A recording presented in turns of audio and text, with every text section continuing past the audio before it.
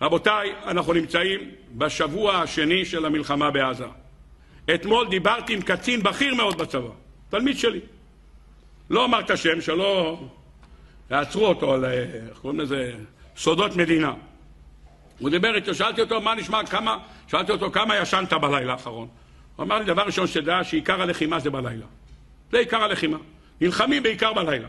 זה הזמן. הוא אומר, אני רוצה לספר לך סיפור. הוא אומר לי, ברוך, אני מבקש ממך. הוא אומר, אתה רוצה לשמוע סיפור? אמרתי לו, בטח.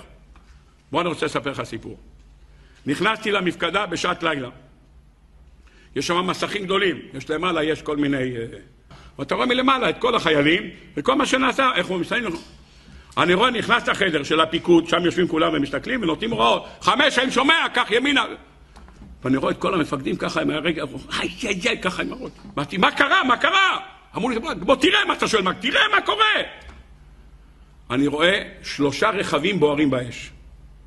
תסתכל על המסך, 3 רכבים, מזהה אותם שזה רכב שנקרא בשם נמר. אתם יודעים מה זה נמר?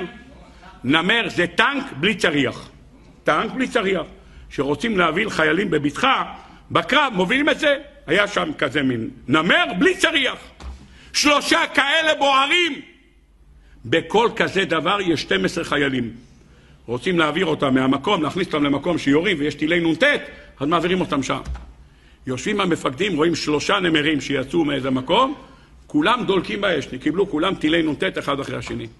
36 הרוגים, בטוח בתוך הנמרים האלה. והמפקדים יושבים ככה, אומר, אוי אוי אוי, מתחילת המלחמה לא היה 36 הרוגים, תראה מה זה, בערב אחד, פחד אלוקים!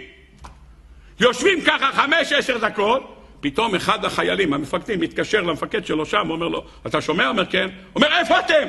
הוא אומר, אנחנו, השרשרת של הנמר הראשון יצא מהמקום, לא יכולנו לנסוע, נתקענו, ידענו שאם ניתקע, יבואו טילי נ"ט, ויתחילו לירות עלינו. אם אנחנו לא עומדים, יראו, נתתי הוראה לפתוח דלת ולברוח.